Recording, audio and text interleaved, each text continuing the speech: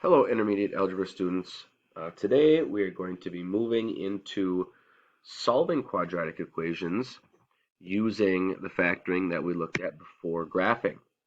So looking at this first image, we see the standard form for a quadratic equation, which we've worked with when we graphed recently, and we've talked about. The a, b, and c represent coefficients and then the constant at the end.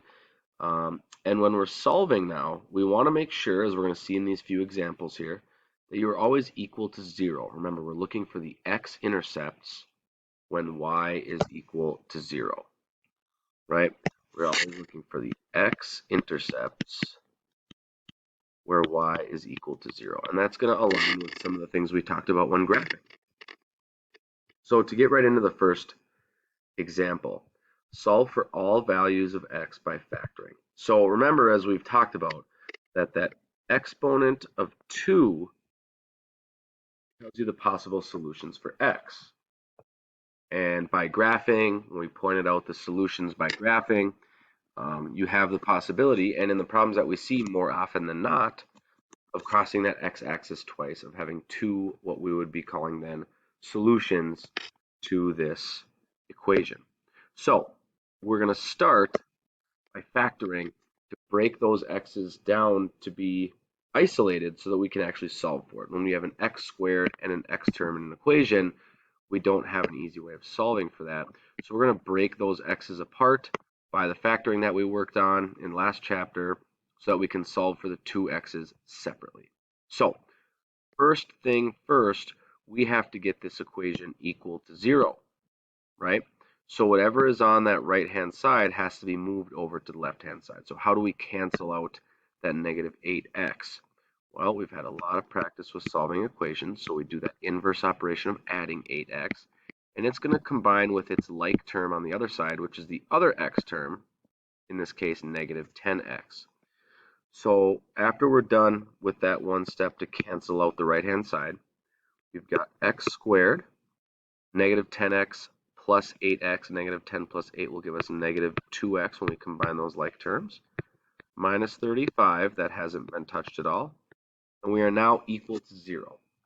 So we are set up to factor so that our x's can now be set equal to 0 to solve.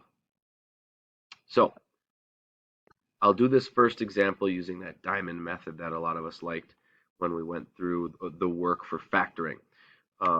Remember, it's just a visual representation of factors of negative 35. So you've got that diamond method.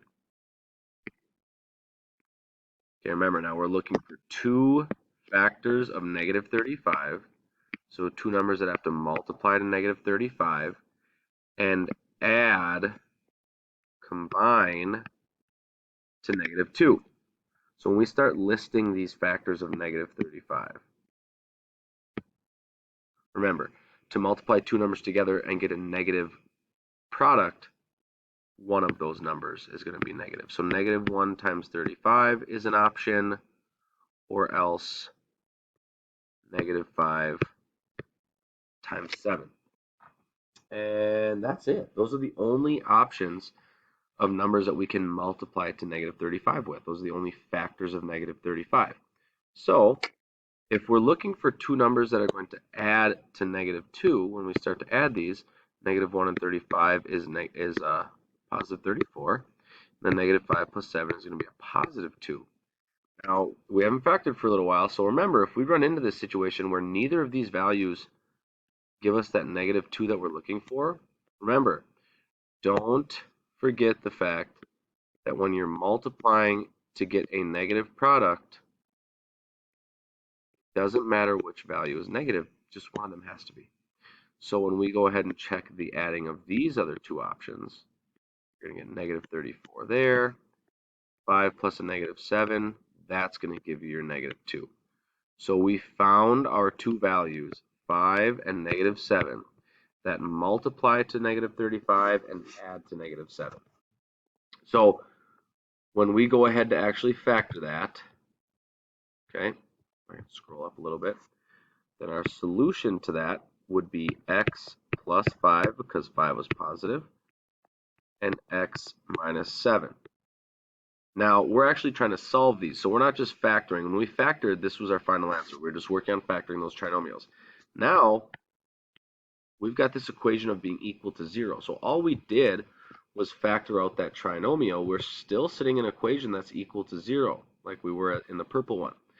So now we're basically at a situation where we have two pieces, two terms that are being multiplied together. They don't necessarily look like two terms. They're little expressions in those groupings. But we basically have two things being multiplied by each other that equal 0. Well, the only way that two things can multiply together to equal 0 is if one of them itself is 0. So either A is going to be equal to 0 or B is going to be equal to 0. What does this do for us? Well, what this tells us is that either x plus 5 is equal to 0 for one of our possible solutions, or x minus 7 is equal to 0 for another possible solution. And all this is two mini little equations we have to solve like we've done for a long time at this point. You do the inverse operation, you get the variable alone. X is equal to negative 5, or if we add 7 to the right side, to the right one, x would be equal to 7. So your possible solutions are x is equal to negative 5 and 7. And that's all you're going to have to give in any of the online applications that we do, or on the worksheet. Just give me what those x's would be. Because remember, those represent our x-intercepts. So now just a quick look at what that would mean for graphing. So negative 5 and 7. So when x equals negative 5 or 7 and 7, okay, we've got two ordered pairs because this is when y was equal to 0. So really, we're looking at negative 5, 0 and 7, 0 are the 2 points where we're crossing that x-axis. So we would know that our graph is hitting at those 2 points on the x-axis. And then we're not needing to graph these today, but by the a value being positive, we know then that this would be going upward. So I don't know where that vertex is going to be, but it would loosely look something like that as a rough shape. Okay?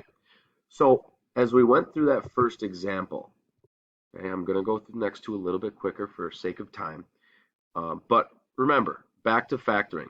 You can use the diamond method to visualize that. You don't have to. You get these two equations, x plus 5, x minus 7. One of them has to be equal to 0, so we have to see which one could be. So we've got those two possible x values. You have two different ways of those two chunks multiplying to equal 0. Okay, so as we go to another example, I'll do a little bit less talking throughout the whole thing and kind of just focus on the steps that are happening. So remember, we want to get this to equal 0. So we got to get that negative x to the other side. I'm going to add x to both sides to cancel it out over here. It's going to be combining with its like term, which is the other just x term. Okay, so the x squared is unaffected. 6x plus that x that we introduced is now 7x. And then plus 10 is equal to 0. Once you're here, we're ready to factor. Okay, it's only going to be 1 or 2 steps until you're ready to factor today. So remember, we're looking for two numbers that will multiply to 10 and add to 7. So the factors of 10. You've got 1 times 10, 2 times 5. That's it. Okay? 1 plus 10 is 11. 2 plus 5 is 7. And that's what we're looking for. Okay? So we found our two values here without having to check the negatives in multiplying.